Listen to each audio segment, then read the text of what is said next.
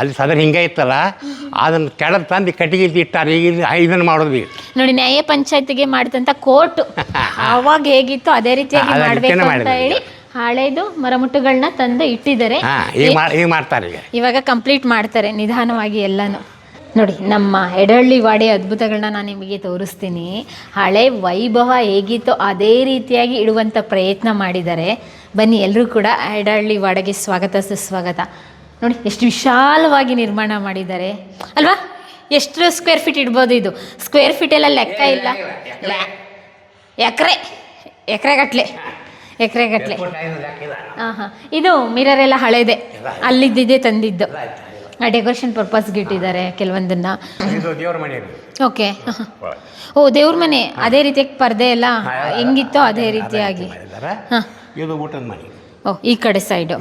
ಓ, ಸಪ್ರೇಟಾಗಿ living area. ನೋಡಿ, ಎಷ್ಟು ಜನ ಬಂದರೂ ಆರಾಮಾಗಿ ಕಂಫರ್ಟಾಗಿ ಕುತ್ಕೊಬೋದು.